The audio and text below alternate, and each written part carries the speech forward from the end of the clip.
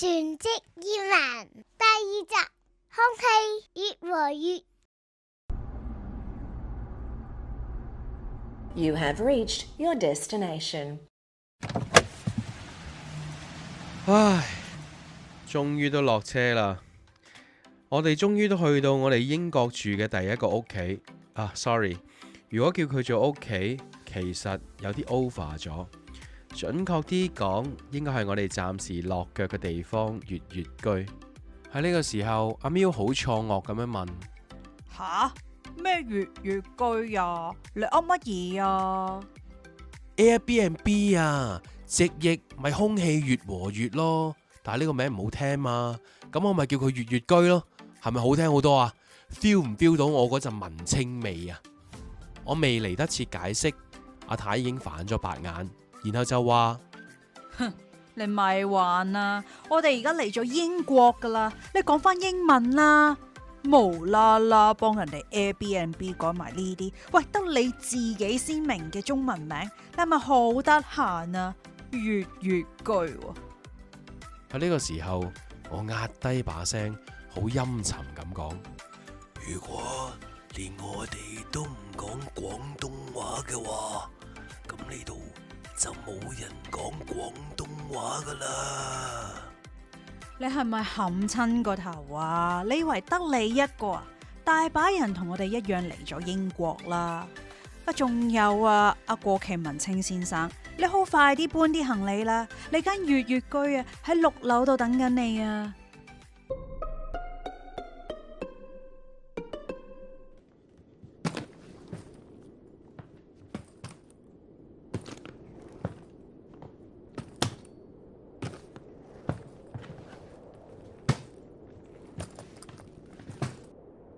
呢間月月居樓高8層，原來係可以有權冇 lift 㗎。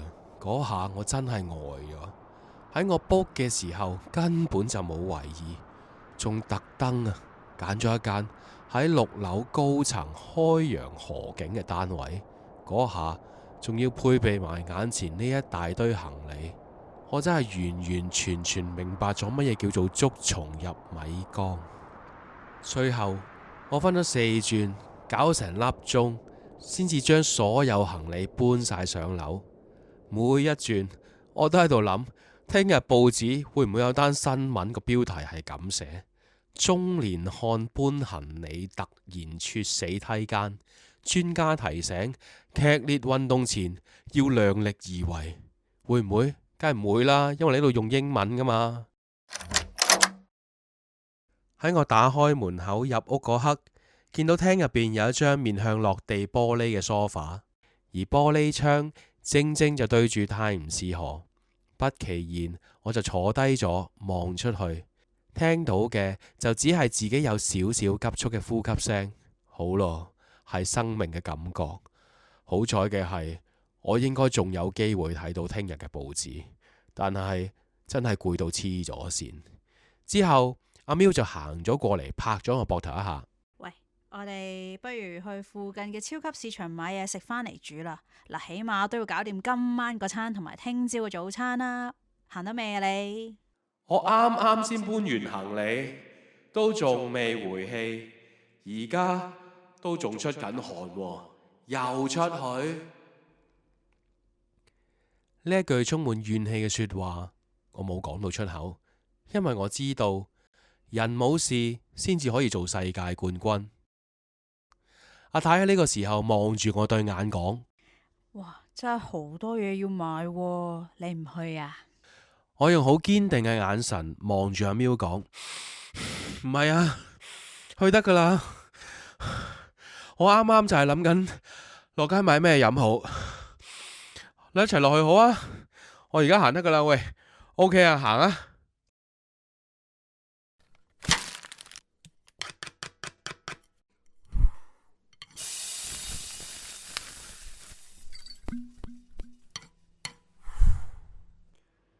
最後，我今日行咗5轉樓梯，換嚟嘅係一家人可以望住河景，食咗一餐簡單但係有溫度嘅晚餐。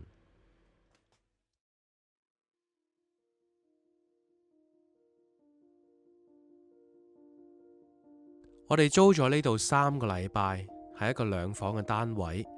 當初揀呢度，因為網站係咁樣介紹嘅，真係好吸引。呢個係喺泰晤士河邊，位於高層嘅單位，開揚景致，環境正宗大皇，全屋暖氣，包2張雙人床，免費 WiFi，煮食工具。毗鄰超級市場，購物方便，15分鐘步行距離就能夠帶你到達各個交通網絡，包括輪船、巴士、地鐵，方便你前往倫敦市中心各個著名嘅景點。作為一個新手 full-time 移民家庭，似乎係一個唔錯嘅英國生活基本入門配套組合，因為佢咩都包晒，冇嘢要申請。我哋可以暫時放低生活上面嘅瑣碎事，專心去感受呢一份寧靜同埋全新嘅空氣。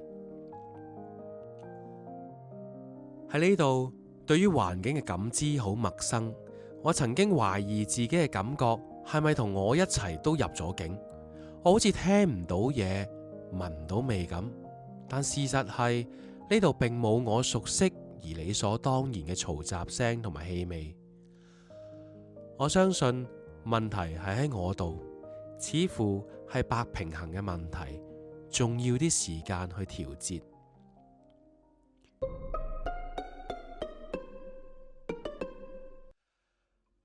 我哋好清楚，今次唔係旅行，係移民，時間一定好充裕，可以唔使好扯咁樣一日去好多地方。心諗可以嘗試下放慢我哋嘅腳步，配合英國人嘅生活節奏去感受呢個地方。諗我哋真係好文青，但係到真係落實嘅時候，始終都搣唔甩嗰種衝鋒陷陣嘅生活節奏。可能係因為心急，係想快啲擺脫嗰種仍然 loading 嘅不安感覺。就係呢個諗法，我哋最後扯咗個禮拜，已經去晒倫敦想去嘅地方。咩 Tate Modern、Big Ben、London Eye、大英博物館、格林威治天文台、皇家海軍博物館、溫莎皇宮、御林軍、西敏寺、Sunday Market、搭倫敦地鐵。當中指唔指上面講過嘅地方？你話呢？基本上我哋見到可以唔使錢入場嘅博物館都有行過入去，又或者沿途經過啲有趣嘅地方，都有留低過1-2條腳毛。喺呢個星期，計步器話俾我知，平均每日行咗25,609步，終於都搞唔掂，唔可以再咁樣行落去。之後就係點喺月居補血咯，搞咗幾日，另外仲要加埋腰酸背痛同埋腳軟。我哋話要超，但係好自然又開始扯。我哋話自己文青，其實係勤力嘅觀光客。喺血液入邊嘅習慣同埋記憶，似乎難以消磨。估唔到放慢呼吸，比我哋想象中需要更多時間。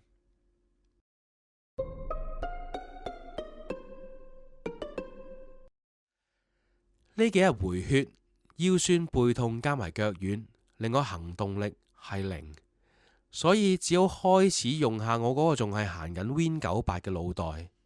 而我終於再一次意識到2件事：第一，我哋真係唔係嚟旅行，我哋係移民，係要諗點樣落地生根，唔係一日行幾多步去嗰啲景點做幾多嘢嘅問題，而係要重新學習點樣慢慢呼吸。呼吸呢一種冇味道但係有真實嘅空氣。第二，我個腦袋要轉翻做 iOS， 呢度嘅玩法真係唔同㗎，真係唔可能用翻舊有嘅 mindset 搬字過紙咁 apply 喺呢度。如果唔係，蝕底嘅只會係自己。喺我哋一家回血期間，被逼 chill 咗落嚟，就只係好簡單落咗樓，行下睇下月居附近嘅地方，好似行下公園餵下雀仔，行下河邊咁樣，仲會學人哋準備埋啲三文治去野餐。嗱，呢一嘢我真係覺得自己好似英國人噶。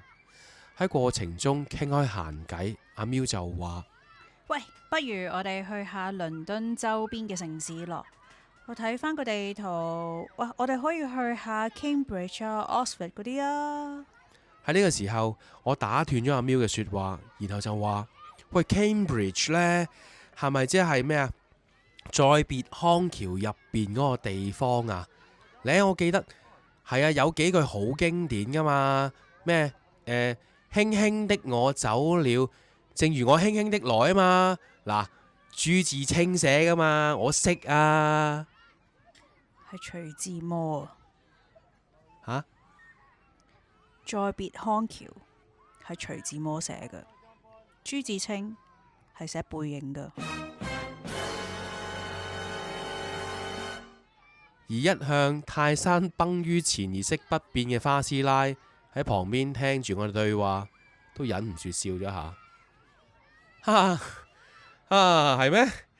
囉囉的我走了。你頭先係本來想講咩㗎？我話不如我哋去下倫敦附近啲城市 feel 下嗰啲地方個 vibe，睇下自己會唔會中意嗰啲地方多啲。咁到時決定邊度落腳都可以有啲諗法啊嘛。但係呢，我哋就唔會去到朱自清嗰條橋咯。嗰嘢真係攞到一個點。其實不論朱自清定係徐志摩，可以跨越時空同歷史人物身處喺同一個空間，呼吸相同嘅空氣，同我哋一家人移民英國要喺呢度落地生根都係一樣，係超現實嘅。但係我哋有啲唔同，要行多一步，將超現實變成現實。即係你諗下，開櫃桶嘅時候，阿哆啦 A 夢先生帶住未來嘅科技喺入邊走出嚟同你 say hello。你話呢件事係咪匪夷所思先？到真係發生嘅時候，你就會覺得所有嘢都係有啲怪怪地嘅。其實呢一啲嘅不適應、怪怪地嘅感覺，可能就係大家心入邊嗰種不安嘅源頭。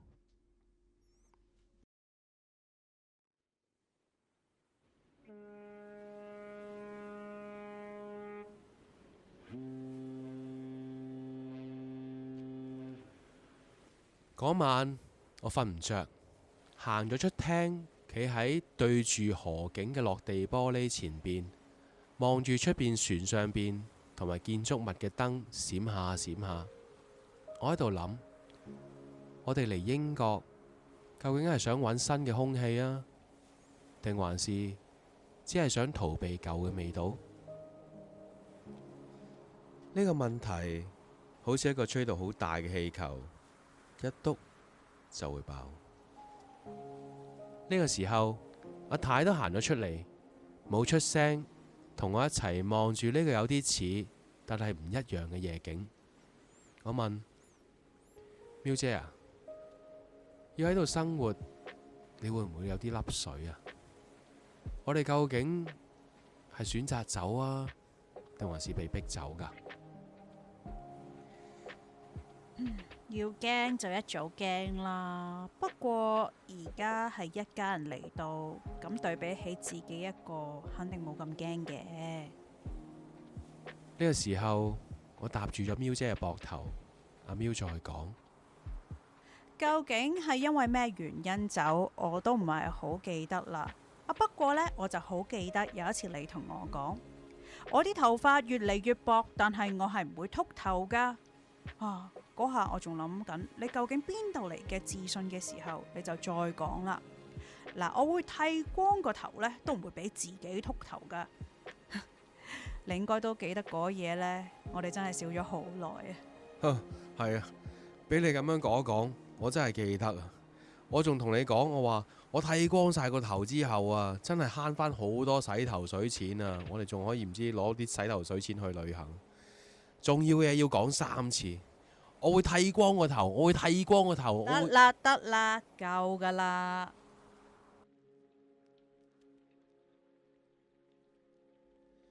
冇錯，係我哋選擇放眼世界，重新出發。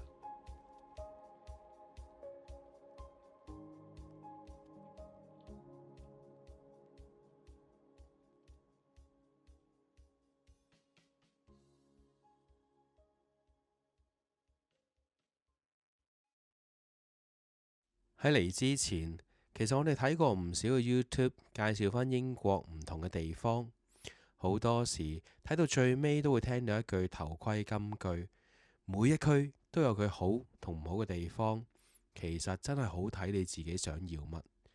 所以我哋就用喺倫敦剩低個10日時間，租咗部車，好超咁扯住去咗幾個地方 ，Cambridge 啊、Oxford 啊，仲有 Bristol 同埋 Bath， 嘗試去感受每一個地方嘅空氣。的確，每一個地方都有佢獨特嘅味道。哈，最印象深刻，梗係 Cambridge 嗰陣糯味啦。